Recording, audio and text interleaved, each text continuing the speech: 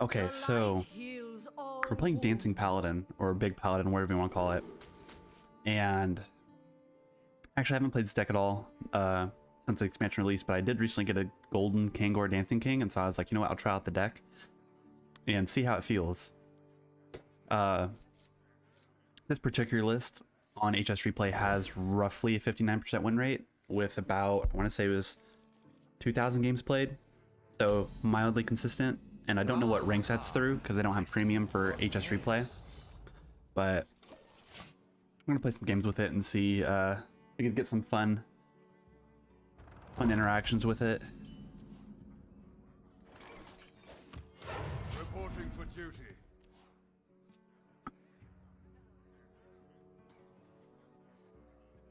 Yeah, so I'm not really sure exactly what to keep in the mulligan with it, but Hammer of Wrath seemed to make a good amount of sense. Keeping in hand, maybe not against a priest in reality, because we're not going up against, this is clearly the what's it called, control priest. It might be the overheal control priest that I was playing too, but we'll have to see. We do have the War Rider in hand too, so we might be able to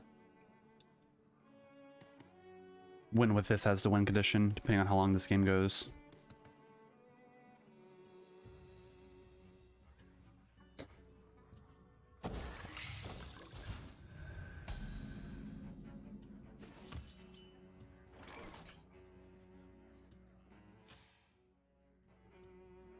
Okay, so Love Everlasting. Is it worth to play the Hammer of Wrath to just draw a card so we get more tempo by drawing a card? Or do we just play the True Silver champion and pass and go face with these two? I don't think it's too bad to do this, playing a little passively doing that. After our turn 6 is when it's going to start doing stuff. I'm gonna draw a card. I think I value the draw a little bit better here, because that could have been a Kangor right there, or that could have been a service bell into Kangor. It could have been something along the lines of that. Please tell me, where am I?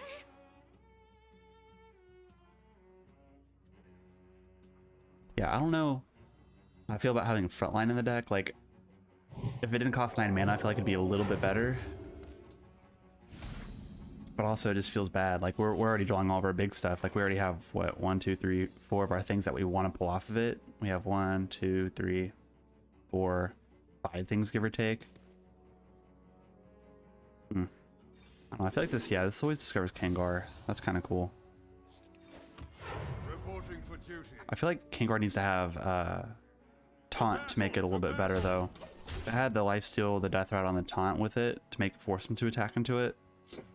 You know, granted there are spells that can remove it, but if I had taunt, I feel like it'd make it a little bit more consistent. Where am I?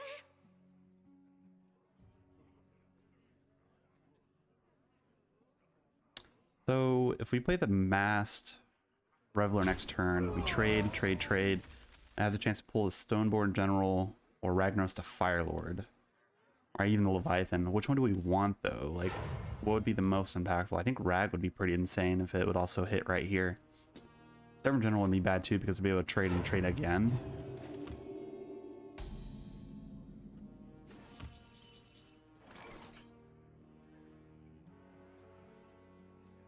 It also might just not be worth it to play the Kangor here, because I guess continue going face, and if we don't do anything about this, it's going to be a little bit passive. So I think it's the best thing to do is to play the Masked Reveler here. Here, we'll see what we get first, and if that makes a difference. Okay, so we got that one. That only pulled... See, we already have our Undead right here and our Undead here, so this is only going to pull another Flesh Behemoth, which feels kind of mediocre. Okay, well that'll be pretty good then. They have the, what, Shard of Nuru, the silence would kind of stink here, but it is what it is at that point, I guess.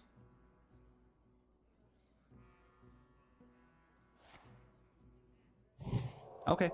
Well, then now there's 3 things that could get pulled off of Flesh Behemoth there.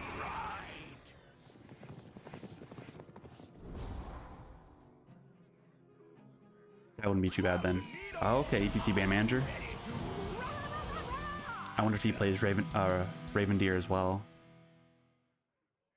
Rivendare. God, can't pronounce it. Rivendare. Okay, well, there's one of them. We could go ahead and play it. Judging that they didn't silence the main one, I don't think that's too bad of a play to make. See, this is 3. That's 5, so we can't even trade into that yet. We could also play the True Silver Champion and trade and trade. And this is also going to draw another and summon a copy. So that might be worth it just because if he does want to try and silence one, we'll have a copy of it. So I think we're going to make that play first. Yeah, we got the taunt one, which is really nice here too. Yeah, so we'll tap here and pass. If they silence this one, it's still okay because we have the copy here. So that's kind of the idea for that play. That is granted if we did get lucky and hit one of the riders off of it. Or we might be able to discover all of the pieces that we put in our deck from that, because we have 2 of them in hand and we still have 1 more in deck. The next turn we could play this one, and we might just be able to win off of Rivendare, which would be pretty cool.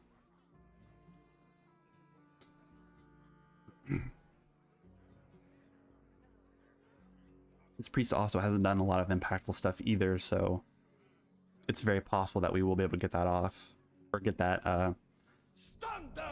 like that. Oh, you got the rush. That's unfortunate. It really is. Okay, so we have to make sure we play this one next turn.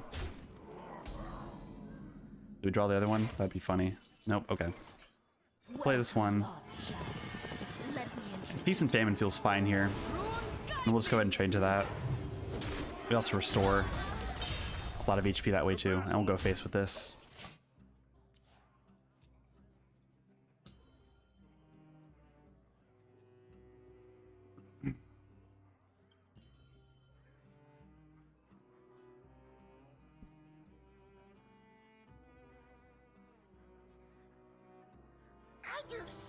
Ooh, so friendly. Okay, so he just lost the ETC Band Manager card that he picked. Not in the deck, so we don't have to worry about whatever that is, unless he draws it back, but we don't know that.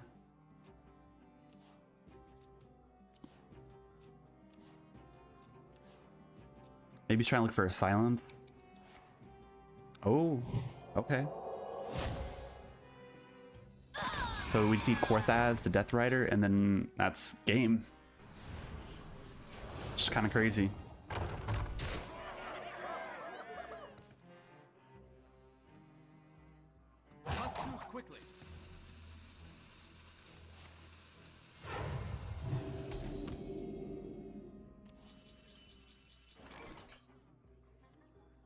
We'll draw first. We'll think into this and see what we draw. Holy Mackerel is fine. We'll play the taunt because that means he has to trade into it. And it also doesn't matter if he silences this one since we already had the one of them die. But this has just been a getting damage at this point. And the next turn we have the General. We'll be able to trade nicely into anything as well as Nepleton. So we're just kind of surviving as much as we can until you get to Korthaz.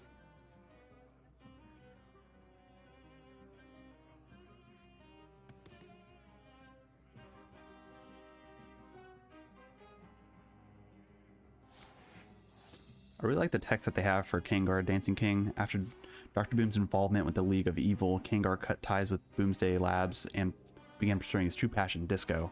I wish it'd bring back the League of Evil and like the Boomsday Lab stuff, because I really like that expansion.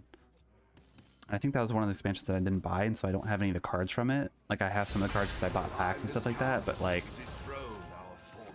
I just really enjoyed that set. That set was really cool. I like the artwork from everything on that.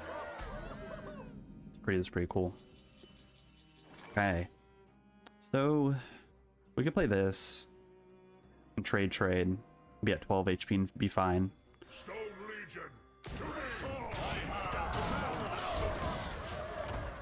If he removes everything here, we still get an 8/8, and the next turn, if we absolutely need to, we could restore. What is that? 20 HP. We could also play the Kangor, but we'll have to see. He also did play a shard here, and I'm pretty sure this list only plays 1 shard. So he already wasted silence on this, and we already had one of them die, so it shouldn't matter. So if we do get the Korthaz, that should be victory.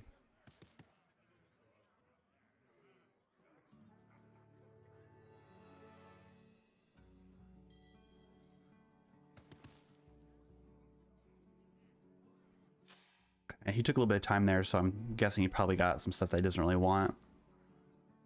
If he did get like a quality, he could equality and do something, but the pop spell that they have, the deal damage and something, yeah, that's fine, because they're able to remove everything with that way.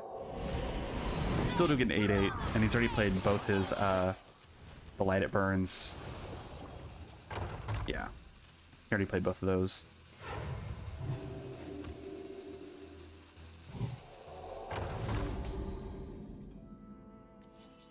Okay, Leviathan. We could play the other general here and just trade and then go face with this one. That feels pretty good. Stone Legion, to Victor! I wish that Paladin also got some type of death rattle effect. This expansion, like some way to like recast death rattles, because I mean the Kangor has a death rattle, these have death rattles. Flesh Behemoth has death rattle. The Rivendare has death rattle. You can make like a death rattle Paladin list if they brought back Inzoth or something like that. Wow, Street Sweeper. Astonishing. That's pretty cool. Quality. Okay, so I think it's okay to play Leviathan here and just trade. Now, when I do the Leviathan, I always like to draw first. Okay, front line's fine. And there it is. Koraz the Death Rider. Now we could just restore HP just off chance. He has some magical way of dealing a lot of damage to us, which we should not, but should be okay. Next turn we'll have the Korthaz, and I don't think this list plays 2 copies of Shard of the Nuru. We should be okay.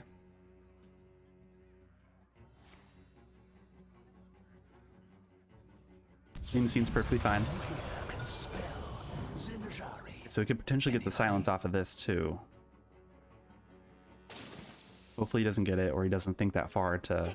Pick me. Okay, eliminate, that's perfectly fine. Perfectly fine.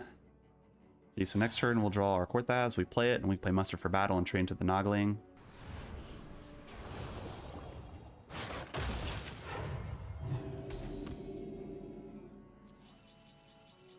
Oh, yeah, it's Rush. I forgot about that. So we just win.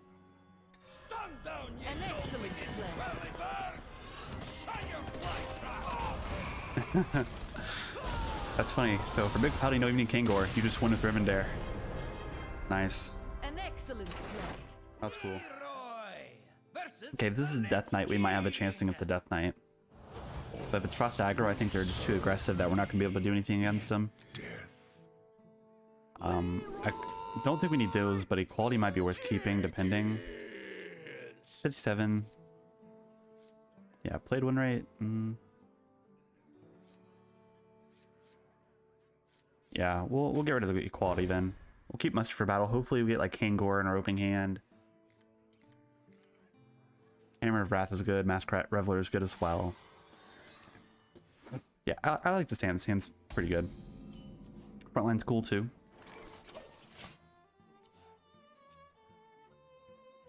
All ends with death.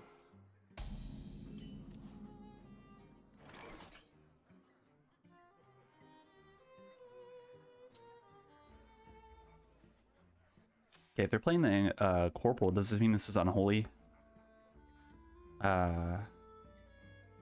Unholy Death Knight?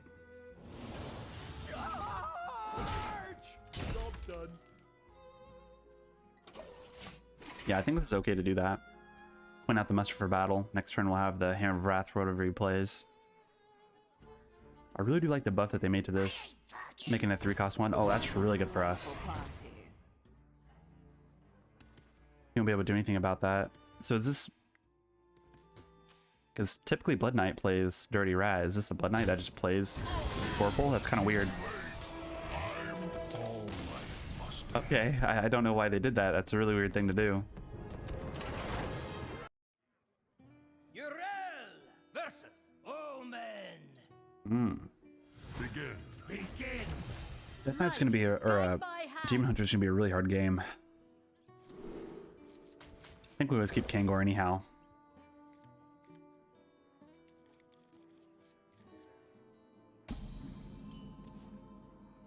Yeah, Kangor into Thaddeus would be insane.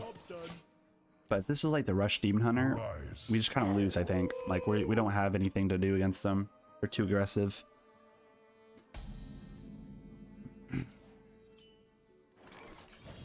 And you know, we also have been lucky enough to get concentration when we need it. So I guess we'll see what happens. This might be a Relic Demon Hunter then if they're playing the Chaos Strike, but I might be wrong. I don't remember if the Rush Demon Hunter plays Chaos Strike as well. Ooh, okay, well we have Consecration and this, so we're okay now. Reporting for duty. So turn 5, they're able to remove this. We'll get the Thaddeus, and then we'll also have a chance to be able to play Frontline next turn, or the following turn, which could just be, you know, game. Because we have Nepleton, Stone General, Ragnaros. Oh, okay. Is this the Naga Demon Hunter? Is this like...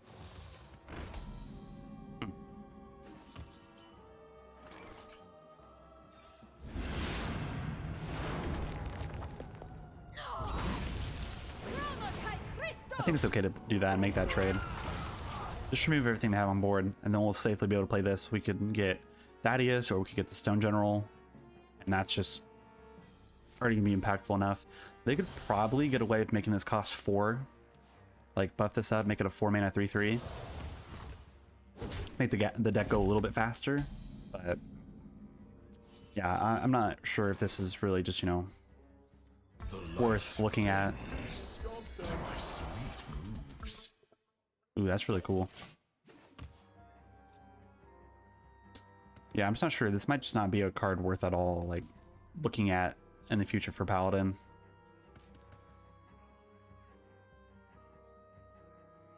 Because they went the Divine Shield, and like Acro base, and they also went big Paladin slow deck base. So like, I'm not really sure what they're kind of going at. Like, I guess my point I'm making is I'm not sure what to expect in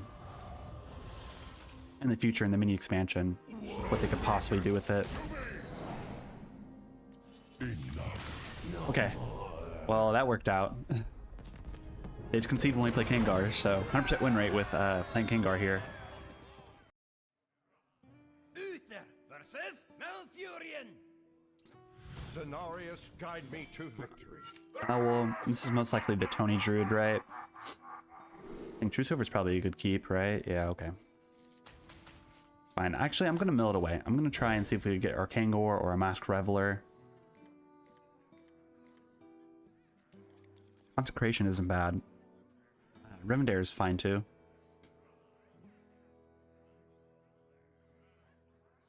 I'd really like to get like a front line with play front line with all 3 of the horsemen on the board as well, and get those to go off. That'd be really cool.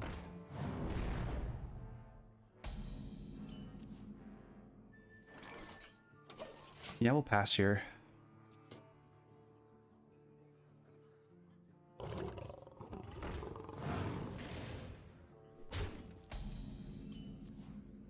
Ooh, Muster from Battle is pretty nice here.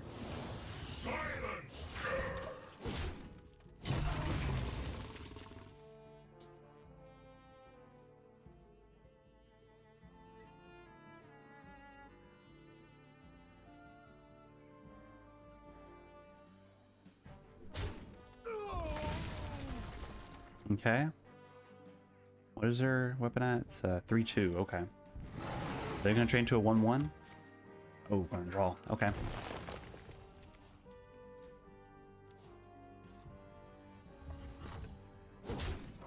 Okay, face, that's fine. Hammer Wrath is nice. Do we want to play the Hammer Wrath onto this? We could trade here and go Hammer Wrath with face. I do want to draw a card, so I think we got away with it going face. 2 silver is fine to see. The battle.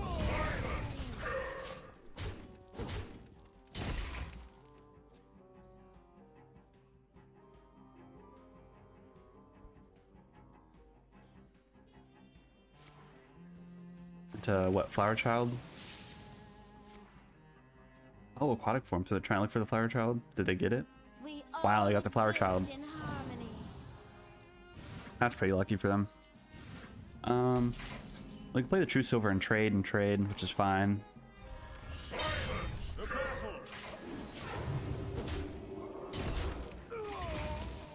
It'd be really nice to see Kangor this next turn, because we have really good pieces to get off of Kangor.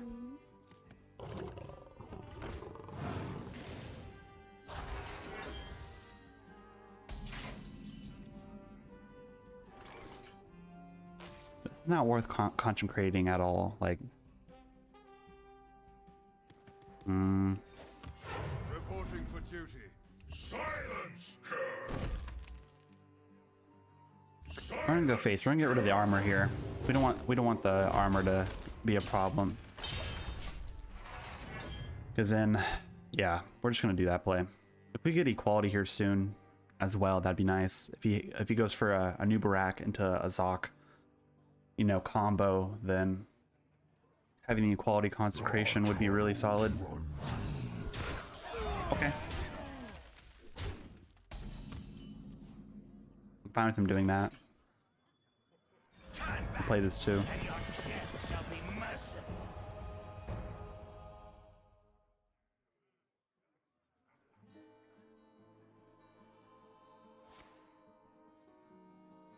Okay, this is fine. Yeah, I don't know what the matchup is against Tony Druid, but it's probably safe to say this is not a winnable matchup. Just judging at how fast they're able to grind out their deck and get to the pieces they want, compared to us, we're just kind of sitting here playing one card at a time. Whether or not we have the pieces we need to deal with our board, kind of, you know, changes the outcome a bit. But we do have the Leviathan the next turn to follow up. So we could potentially get something that we need, like a quality or even a Kangor, so we could cheat out our guys a little bit faster.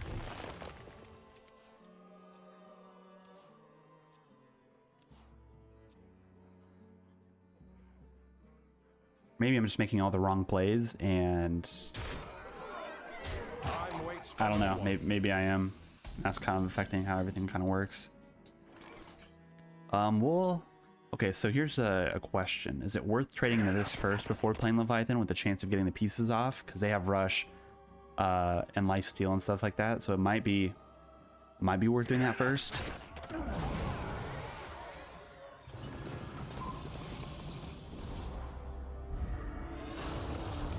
We'll draw a card first. Okay, so there's one. I'm going to this one instead of that one so it doesn't get buffed up. Okay, there's a quality. Now, do we want a quality? Because next turn, turn 8, they could play a new Barak and they're at 16 armor. But then there's also the Zealot too, which is not bad either. But I think equality is the right pick here, with the option that we'll be able to remove everything that he plays next turn.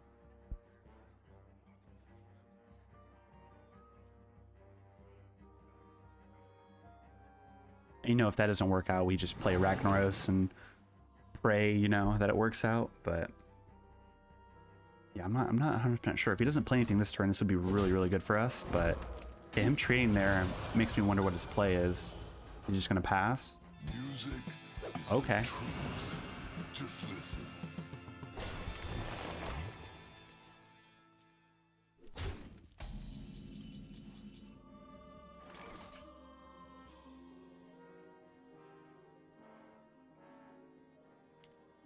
I think clearly it's a equality consecration play here.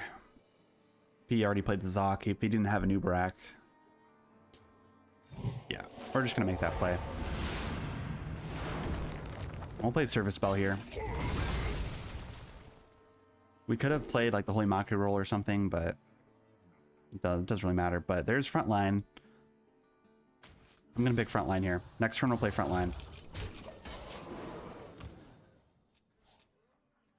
And I'm not actually sure if this actually activates their battle cries or anything like that. So pulling the Jailer and other stuff like that actually might be a solid thing, because then they won't be able to do anything off of that. But I might be wrong. They might already have all their pieces in hand and they're just waiting for 10 mana or something. I'm not sure. All it takes is love. But I think for sure we're playing Frontline next turn. because it sums up 1, 2, 3, 4, 5, 6, 7, or 7 with Kangor. So this is a full board here with everything in our deck, and we'll also have the Thaddeus next turn as well. But I think we're gonna be at 10 cards. Oh, okay, so he rakes. That's fine. 2 taps. So that's 6. Oh, 7. All right. Ooh, that's bad because we drew that. We'll play this. What a delightful party. Okay, so we're heading behind 2 taunts. This is fine. We'll trade here. And trade here. Party's over. Trade there. Okay, there's that one. Party's over. Trade there. I'm almost out of cards. I forgot Neblaton counts as 3 bodies, so we still have Thaddeus and Kangor in the deck.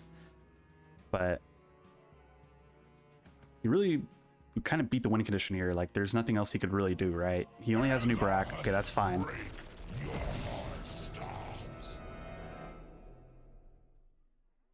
Because next turn, if we really absolutely need to, we could play Holy Mockery Wheel and go up to 26 HP. This is what? 8 damage? Or 16 damage with this. 16. Okay, there's 1 piece dead. This will also draw us our other one here. So this one will also have lifesteal that we could trade into and restore HP as well. Time waits for no one.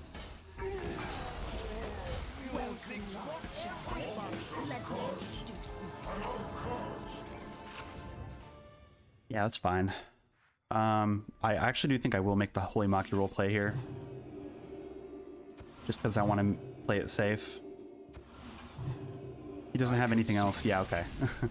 Well played. We looked out with that matchup too, I think, but playing the front lines was the right play, I believe.